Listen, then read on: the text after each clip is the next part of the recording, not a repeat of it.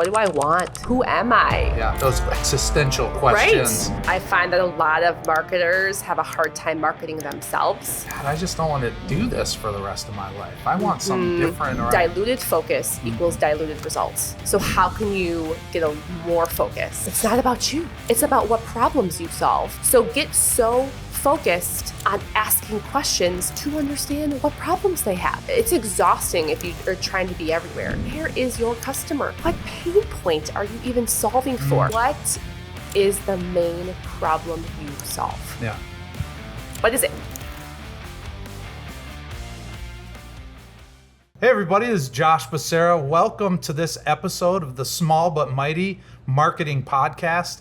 I have the privilege of having Laura King here with me. Thanks for being here. Absolutely. Thank you for inviting me. I've got an awesome intro. I'm going to read about you. I'm sure you're going to love this. Laura King leads the marketing practice area at Skywater Search Partners, where she focuses primarily on leadership and executive level searches for companies of all sizes in Minnesota. Laura's placed more than 180 marketing executives into Twin Cities-based organizations since 2013. Laura's the founder of the Marketers Community, which we'll talk about in a little bit, and the proud mom of 4 young boys. Prior to Skywater, Laura led talent acquisition and consulted with global companies, including United Health Group, Microsoft, Target, Best Buy, Thomson Reuters, and more. Thanks for being here. Absolutely. Yeah, I'm excited to have this conversation. So out of all these things, these accolades, I want to focus on the 4 boys at first. So I think they're probably the most chaotic of all of them. Yeah. So I have 3 girls. So I'm a father of daughters. I have a wife, and all of our pets are female at home. So maybe you can empathize in a different way. Yes. With this. So and we rest in peace, Barney. But we had a dog, and he was also a boy. So yeah. Yeah, exactly. So, what's it like with 4 boys around the house? What have you learned as a parent? Gosh, my kids are my greatest teachers. They keep me on my feet. Yeah. They put it this way: a day in the office is like a break for me. Yeah. compared to a day at home. Yeah, for sure. Yeah, so my kids are older than your kids. I only know this because I creeped a little bit on your social posts. But what I've learned is a bunch of patience and to not ride the highs too high and the lows too low. Cause, let's just say during their 7th and 8th grade, 9th grade years, there was a lot of drama going on I can only imagine household. After going through that myself. Yeah. And that is why God gave me boys. Because I won't get into all the details, but I had a really terrible experience by 7th and 8th grade. Yeah. I was bullied bad. No. Yeah. They wrote a top 25 reasons we hate Laura list and decided to pin it to my locker and turn all of my friends against me. That's crazy. And I had no backbone. I had no confidence. Yeah. I grew up in a household where it was kill them with kindness. Right, yeah. And so I would actually come home and write my comebacks in my journal. Yeah. Well, I was so afraid of these girls. You've risen from the ashes, though, it seems. Got that confidence. Yes. Yeah, good for you. Thank you. Yeah, I mean, that whole thing about bullying and mental health, that was also an issue. And in my daughter's middle school is hard for girls. I mean, I had a pretty decent I can't imagine school, it adding social media into the mix. It was hard enough without social media. Yeah. There was a post where one of my daughters ended up with a black X on her face on a picture that got posted all over the place. So yeah, not good. We got to treat each other better. The boys, I find, they solve their problems with directness. Yeah. So I don't like That's you. a nice I'm going to way go to put punch it. you in the face. Directness is a nice way to put it. Yeah. Very direct. Yeah. But then they're kind of over it. And then they're over it. Yeah. Yeah, they move on. Okay. Mm-hmm. Well, raising a family, it's a big part of our worlds outside of what this whole marketing and professionalism is. Yes. So anyway, well, that's good. Good learnings there. Well, the other thing that's in the bio is the Marketers Community. Yes. So tell us a little bit about when you started it, why you started it, how it's grown, and just let the audience know a little bit about it, and then we can get into it. Well, I think, what was it? My friend dared me. She, at that point, said, well over half of the marketers in town. This was 2018, I believe, 2018. And she's like, there's not that many great networking events for more mid to senior level marketing professionals. And she said, you should host an event. And I thought about it, and I'm like, sure. Like, why not? Right. And boy, did I not know what I was doing in terms of event planning, in terms of, I mean, all the things to get people in a room together. But so what did the first one look like? How many people actually showed up? Was it at Heroic? I know you do them at Heroic. No, it was now. at a brewery. I'm trying to think of the name of it. There's so many that start with I. It was like Indeed or Insight or something like that. Okay. And I think the room could hold 60 people, and we crammed 70 in there. Okay. Yeah, that's great. And I just remember I had, shout out to Jennifer Zick. She's the one that helped me, I love Jennifer. Push me off the edge and help me create the first Eventbrite page, and even help me create a graphic for this. She was amazing in terms of even just showing me that I could do it. And I mean, I literally sent out an email about it, and it like filled up within 4 days. Yeah, that's cool. But I remember trembling, sending out an email. Right. Yeah, because you're putting yourself out there a little bit. Like, what if nobody shows up or whatever? You come face to face with all of your fears. Yeah. And that's why even I tell people who are afraid to do their first LinkedIn post, I get it. Yeah. I was right there with you. Yeah. Trembling. I'm like, do I click post? Yeah. Oh. Whenever you're doing something where you're going to be just teetering on like, this is uncomfortable. Right? Yeah. Like, this is what growth feels like. Yeah, it is uncomfortable for sure. I mean, I felt a little bit like this with the whole podcast and this setup that we've invested in. And now we're doing like shorts and cuts and kind of like, how's this going to land, and what are people going to think? And there's a lot of kind of emotions wrapped up in it. But here's the thing, you're doing it. Yeah. You're in the arena. Right. So many people will watch from the sidelines and like say things, but unless you're actually in the arena doing it, I don't know. Do you get a vote? Yeah. So since that first one, which is bigger than I thought it was maybe 70 people at your first one. That's great. It was crazy. But it's grown. I've been to a couple of them over the last couple of months. And now you're getting more than 70 for sure. And it depends. Like, there's some that we specifically have different formats that are a little bit more intimate versus our big meetups that, oh my gosh, could be, 175, 200 people. Yeah. And, I think at the end of the day, I just love being the person that helps bring people together. Yeah. And there's so many stories that I get to hear about that come out of those events. People meeting others that eventually lead to job opportunities, business partnerships, friendships. Right.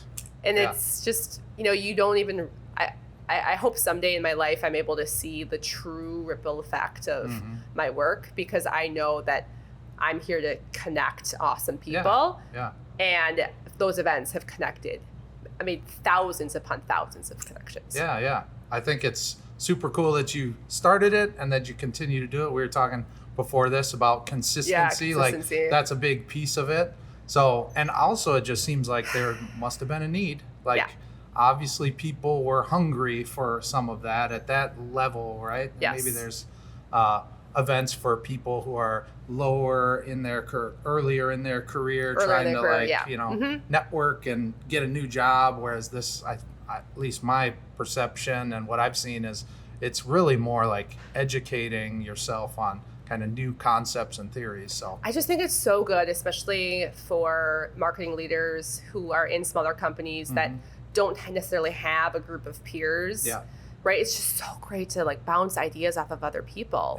And be in communities and realize that, it's really good to get perspective versus my own little world that I stay in. Yeah. Well, we talk about small but mighty marketing teams, right? So they're like these small groups that are in bigger companies. Like, we have clients that are, $60 million companies, and they have like 2 or 3 people in their marketing department, or a two and an intern or something.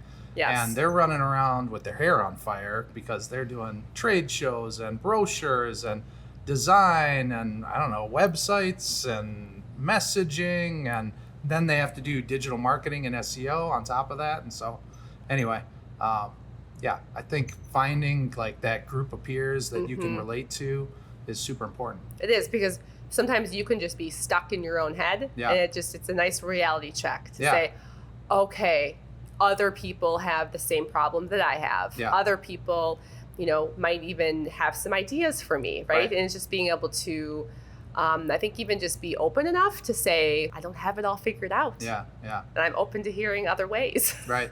Yeah, well, I mean, thank you on behalf of the Twin Cities marketers community, welcome. Because it's been awesome, and I think it is a valuable resource especially for small but mighty marketing teams. So one of the things that I know that you presented on at one of the marketers community was your kind of model for purpose. I even took some notes, and I have a little drawing of what that model is right here, just to remind myself some of the attributes. But do you want to talk a little bit about this model for purpose? And yeah, absolutely. Right. I'm also going to make a plug for myself. Yeah, let's go. If you're interested in diving into this further, so I have a whole workshop. Okay. I have a whole workshop. It's called Pursue Your Purpose. Nice. And you literally take 2 half days and we dive through the model together. Okay. With between like 10 and 13 people. Okay. And so it is just sometimes the best gift you can give yourself, especially if you're going through a transition, to come back to what do I want? Yeah. Who am I? Yeah. What does my those existential questions? Right. Yeah. Right. And I think that what's happening in our world is a lot of us are really waking up to, gosh, what used to fulfill me isn't fulfilling me anymore. Yeah. And so being able to wrestle with these questions in a safe environment with other, I like to toot my own horn, I bring some really cool people together. So it's for individuals, not necessarily like groups. A whole team wouldn't necessarily that could be, version new model 2.0 to bring this into companies. Okay. To bring this into teams. But right now it's individuals sign up. So you're kind of with strangers, which is probably helps a little bit, right? You're with strangers, but you don't leave as strangers. Yeah. I bet. I've got over 100 people who have gone through this who, they're friends now. Yeah. Yeah. Not everyone, but it's amazing. Like a shared experience what's that you come out walk of away it. with. Yeah. Yeah. So we really dive into, how I like to think of, purpose is like your shining sun. Mm-hmm. And guess what? It changes. Yeah.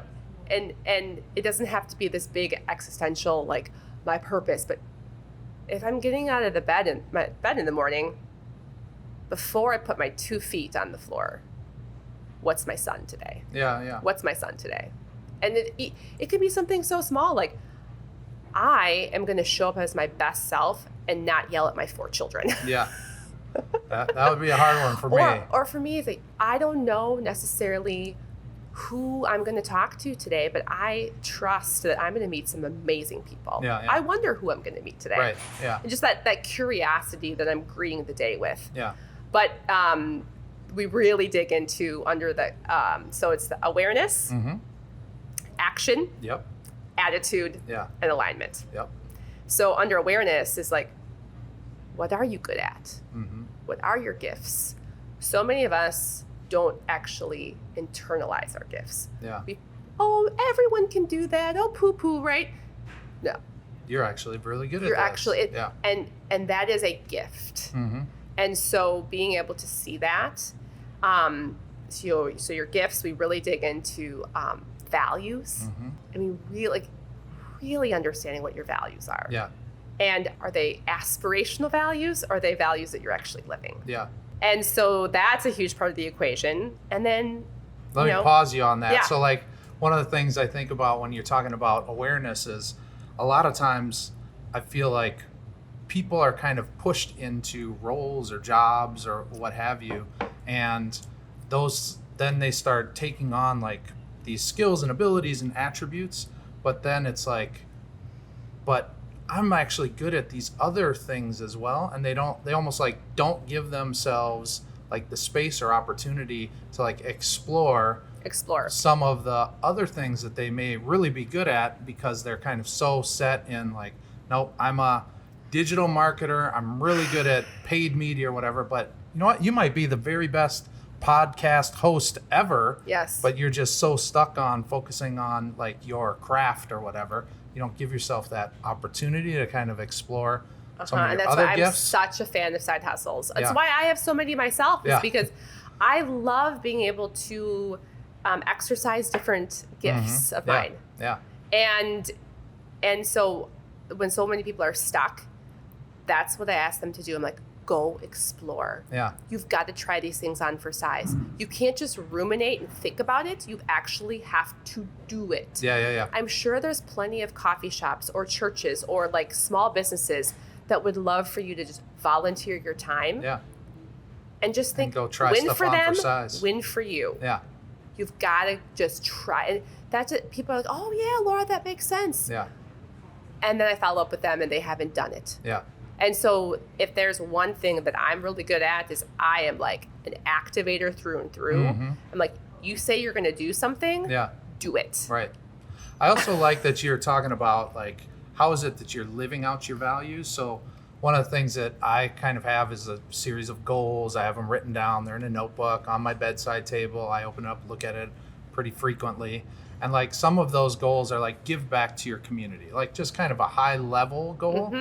And what I like about having it framed in that way is like, that can mean, you know, an hour of volunteerism, or it can mean like a 4-year commitment on a board of directors or whatever, right? It doesn't really matter, but at least you can like kind of connect how it is that you're living out your value, even if it's a small, or if it's like, you know, be generous. Well, that could mean, hey, I can only give away $100 to my alumni association, or hey, I can like have a building with my name on it on my college campus. Like, it doesn't really matter as long as you're like living out your value, don't you think? And that's just it. Like that's what I'm finding, is people are not keeping the promises to themselves. And that's why they feel bad, and that's why they feel stuck. Is because let's just take something as simple as working out. Say I'm committing to working out 3 days a week. And then if you don't make that or keep that promise with yourself, guess what happens to your confidence? It goes down. And each time you don't keep that promise to yourself, it just keeps dwindling. So it's getting realistic about what are the promises that you're making to yourself. This is about integrity to you. Or can you reframe that as like, I want to have an active lifestyle. And so then is it like 3 days a week, or is it like, hey, I got myself out on a walk today. Like, I'm living out my value of having an active lifestyle, whether it's like 3 days a week or X amount of hours. Like, it's like in the framing of what you're trying to actually accomplish with but we could have a whole podcast episode about like, you know, systems, right? Because I believe, yes, it's great to have goals, but it's like, I've built my life now and having the systems that support my ability to do everything I'm able to do. Well, I can probably learn a lot from those systems. We haven't even gotten through the model for purpose yet. We're already on some. All right, so you said awareness. We've talked about that. We talked about gifts, action, values, alignment, and then passions, and then so attitude comes before action. Because attitude is all the way that you approach, like, is it even possible? Right? So many of us just, oh, well, you know, that's for them. That doesn't work for me. Right? And so if we approach thinking about, you know, let's call it, you know, a grander vision for our life, right? A bigger sun. Like, here's my son today, but, you know, my son in like 5-6 years, this is what I would like my life to look like.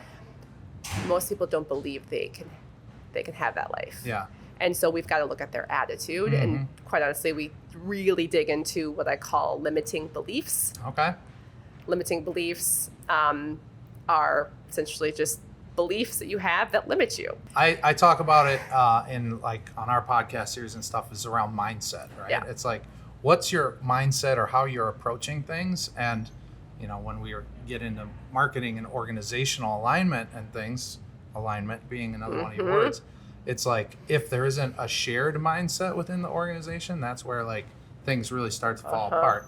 And what I think I interpret from your model is like you can actually have misalignment even within yourself. And so that incongruency kind of leads to that falling apart feeling. Yes. Yeah. Absolutely. And so I would say like it's got to be the right attitude before action. Mm-hmm. Because if you're coming from a lousy mindset and you take action, like, and you're trying to, let's say, like, get a new job. Yeah. And your energy is in the, like, tank. Do you think other people are going to want to hire you? No, they perceive that for sure. No. Yeah. No. And so what if you came from, okay, here's one of my hacks, everyone. I did this so much in 2020. So to raise my energy level before an important Zoom call, I'm doing literally 10 jumping jacks in my house saying, let's go, let's go, let's go. Yeah. I'm ready, I'm ready, I'm ready. Get the blood pumping. Just get it pumping. Yeah. Like, you know, or like the good old Superman, like getting your arms up, right?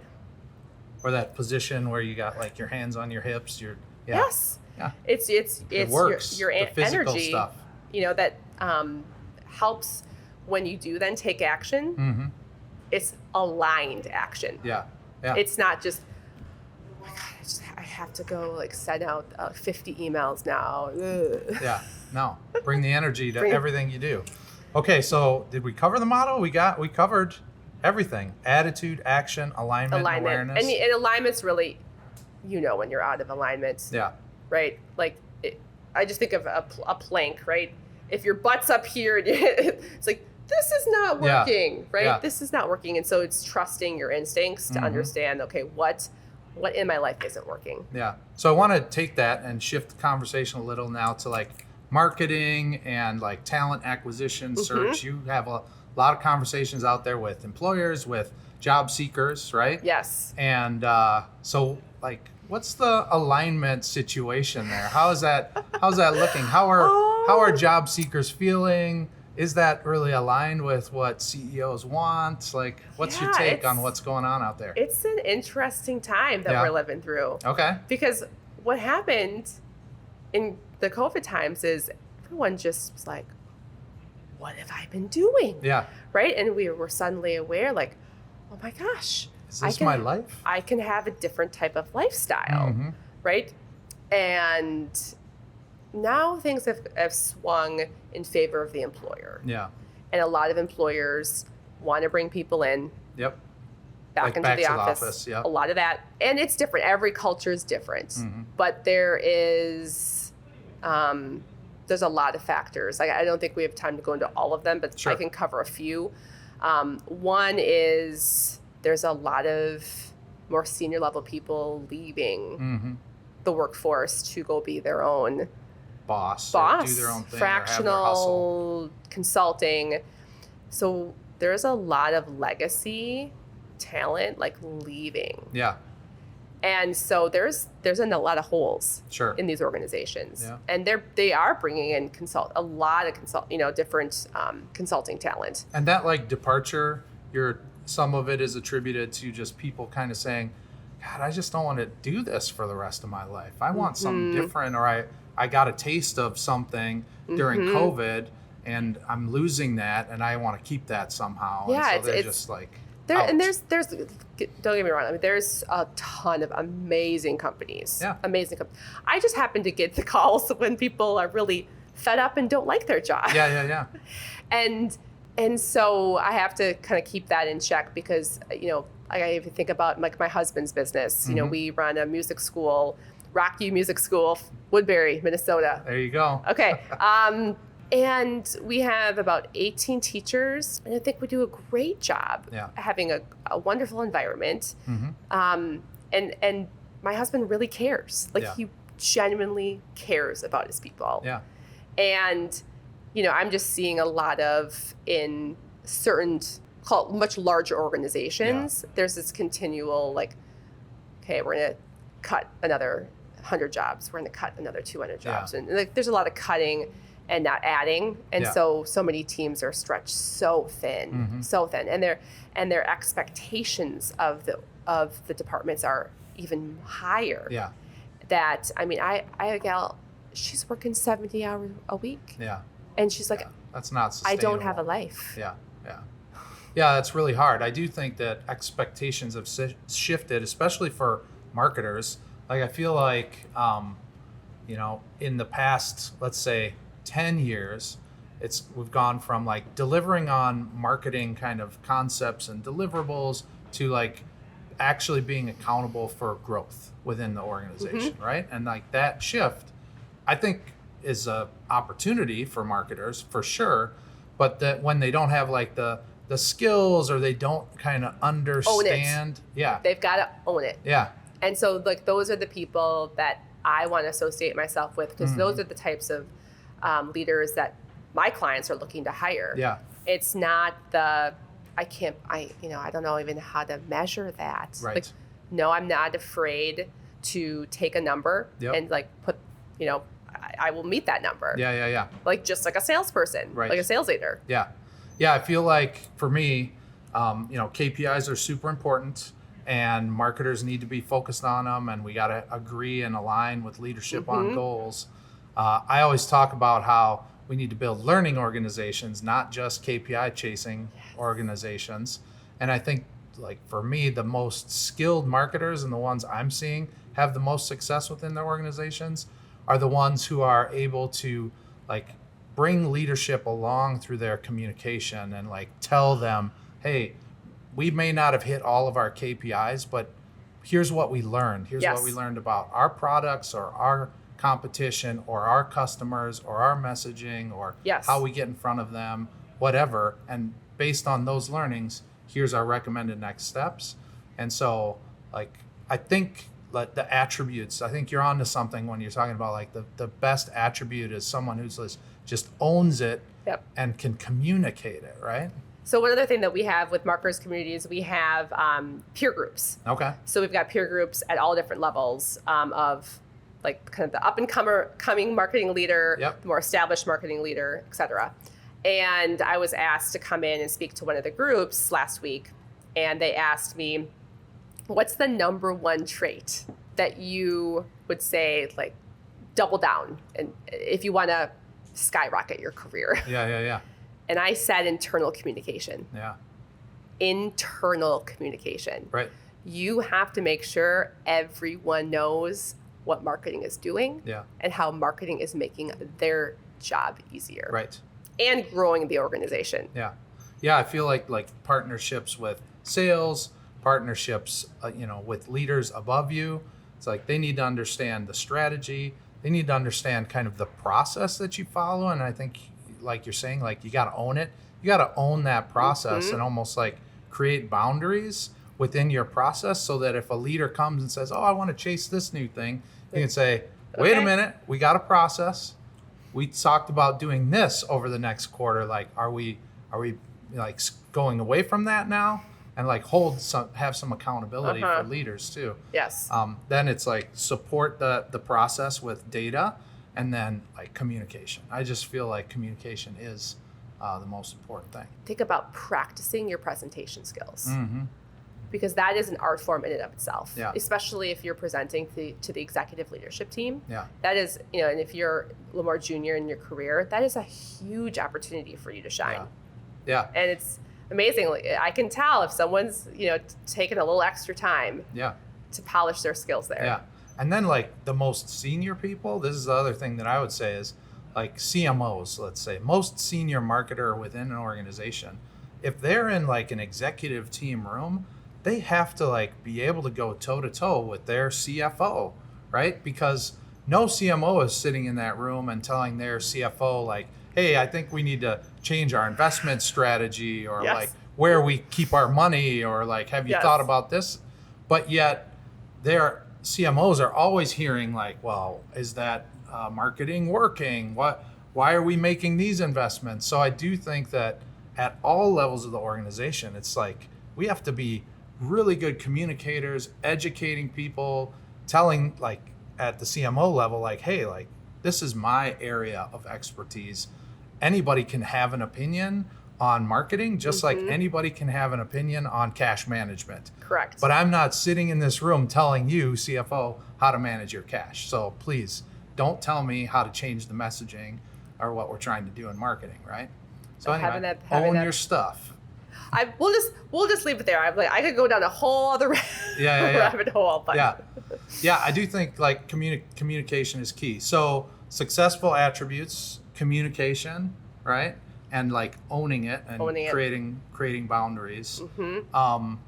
Are there anything else that you see like that CEOs are wanting or asking, or that you're finding in job descriptions that may have changed or modified for like marketing these days? Yeah, I mean, I think gone are the days of leaders, just leading. Like they also want them, a bit in the trenches as well, right. Understanding even how some of the tools work. So I continue to get the player coach, player coach. Yeah. And that's a function of like probably budget and resources, right? They're just kind of trying to get more out of a smaller team, get more people to do more work. Would you say that's true? Yeah. Yes, but it's also I think it's really good because I have also met leaders who have not stayed up to date with a lot of the tools. Yeah. I can tell a difference. Yeah. They're going by the wayside. Yeah. Mm-hmm. Well, yeah, it's interesting because I feel like when we talk with small but mighty marketing teams, I'm seeing a lot of people kind of like being asked to do a lot of things. Yes. Like they're getting kind of burnt out. And so if we can help them like navigate their communication and like improve and you don't have to be in every channel. Yeah. You don't have to be, I mean, like, it's exhausting if you are trying to be everywhere. Yeah. So it's really getting very focused on where is your customer? Mm-hmm. Yeah. Show up in the two places that they are. Yeah. Right. And like have a win or two there. Right.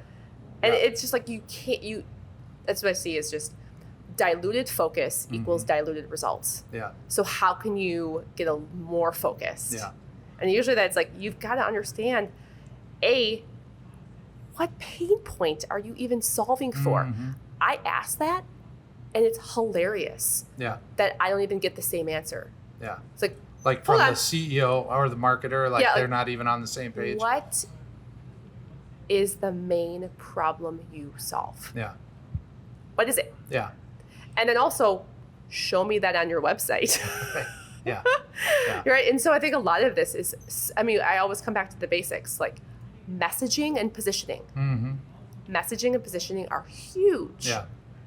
And, I've seen so many companies outsource a lot of that or give it to, a 23-year-old. And you're like, I'm sure the 23-year-old is great, but they don't have the same business acumen as you do. Yep. So there is, I think there's continues to be lots of opportunity. Yeah, for sure. Well, that's good.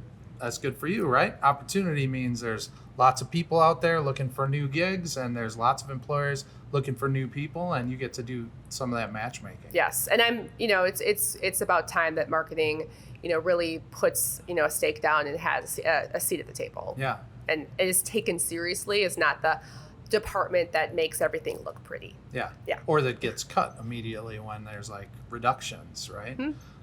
So many times. times. You want to turn that off? Okay, well then that's how that affects this part of the pipeline. Yeah. We've had some of those like experiences where it's like, okay, we need to like dial down our paid media, and then a month later the sales team is up in arms because they don't have enough leads or whatever. Yeah. So the good thing about those experiences is that then those companies realize, oh, okay, I'm connecting the dots and I see how this works. But it's really on us to be able to like educate and make sure that we don't even get to that point. So cool. Well, this is a great conversation. We could go in lots of different directions. We could. I'm feeling like, what I want to probably do is wrap things up with like some advice from you for like candidates and job seekers. Oh yeah. Okay. I'd be interested in hearing that, and then maybe like things that you're reading or thought leaders that you're paying attention to that you think others might be interested in reading or paying attention to. So let's start with like advice for candidates. Advice for candidates. Yeah. It's very similar to what I told you just a minute ago about messaging and positioning. Yeah. I find that a lot of marketers have a hard time marketing themselves and talking about themselves when they are the product. Right. So similar to what I ask a brand. I'm like, what's the number one problem you solve? What's your differentiator? Yeah. And then also helping them really tighten that up, because I've asked that question to pretty much everyone. Yeah. And they go on and on and on and on. And I have to say, you lost me. Right. And I'm doing this to help you. Yeah. Right? Because it's all about commanding people's attention. Mm-hmm. And how do we command their attention? We ask the other person questions. Yeah. So it actually relieves the pressure on themselves. I'm like, it's not about you. Yeah. It's about what problems you solve. So get so focused on asking questions to understand what problems they have. Yeah. And then you say, oh, well, actually, I was in a similar situation with my last company. Mm-hmm. Let me tell you about what we did. Yeah. It's calm down. Don't be so focused on you. Yeah. Just be curious about how you can help the other person. Yeah. Then what that's triggering for me is like in sales, there's people who will show up with like a PowerPoint presentation, and they're just like, they want to get to the PowerPoint presentation. They want to like show you their slides. And I show up, no presentation, and I just start asking a bunch of questions like, yes. What's your CRM? What have you tried? What's worked? What hasn't? Like, where are your major pain points? What does growth look like? What is, what is like the one thing that if you could do, you would like do right now, right? So anyway, yeah, you just ask and ask and ask and ask, and in the end, it gives you like all this kind of ability to then map like those needs, wants, issues, goals to your own experience. Yeah. So it is like sales. It is. You're selling yourself. And say at the end of this conversation, I love what I heard today from you. Mm-hmm. Would you mind if I took some time and then, brought back a 30, 60, 90 day plan? Yeah. What CEO would say no to that? Yeah. Yeah. I mean, if you really want it, and that's you just gotta it. ask for it. You have to ask for it. the business. Yeah. Yeah. So. Or I've got so many stories of people how they tap into the hidden job market mm-hmm. because they are bold. Yeah. Right. They have a great conversation. They believe they can help that person, and they put together a proposal mm-hmm. for them. And maybe it isn't a full-time job at first. Maybe it is a consulting engagement. Sure. But then it leads to a full-time job. Yeah. Very cool. Yeah. All right, how about books? We got tons of books. You asked me, how many of these have you actually read? And I would say most of these. Yeah. Do you have some books or favorites, or do you have something you're reading right now? Well, I just finished 10X is Easier Than 2X. Uh-huh. Oh my gosh. Dan Sullivan. It's like, wow. Yeah. It's just a crazy, like, okay, I'm not going to 2X my goal. I'm going to 10X my goal. I know. You got to change all your systems. Sure. Yeah. You got to change all of it. Yeah. Yeah, I'm still wrapping my head around that one.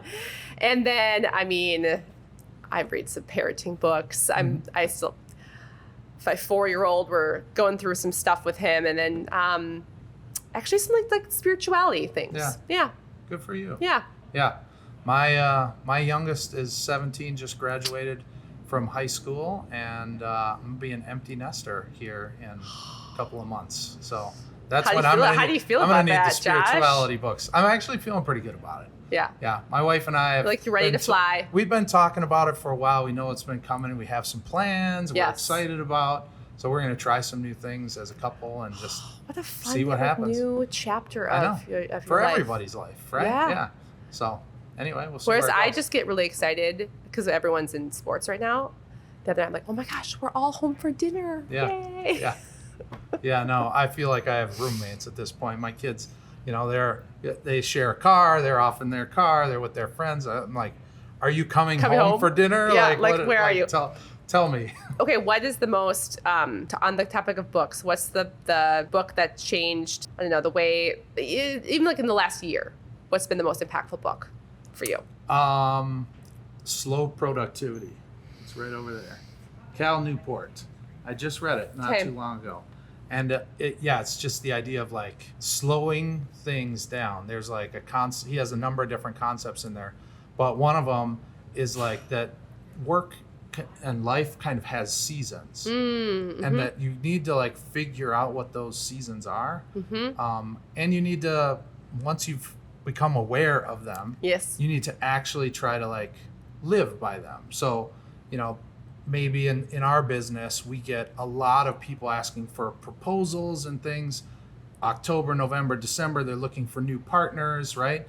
So like sales season is really hot and hungry, like last quarter of the year, first quarter, but then these middle 2 quarters are a little, so like just instead of fretting and like recognize, okay, it's okay for me to kind of like realize it's just not the season to try to harvest. So don't push yourself to harvest, because it's just going to mess with your head, right? So there's some good stuff in there, and just this also just conceptually how our culture in the US is just so focused on productivity, and that sometimes means you always have to be busy, where like, you know, you've heard about like clarity breaks in EOS and things like that. It's like you need to get away and give yourself space. And actually not be busy. And that's where innovation and ideation and clarity kind of comes from.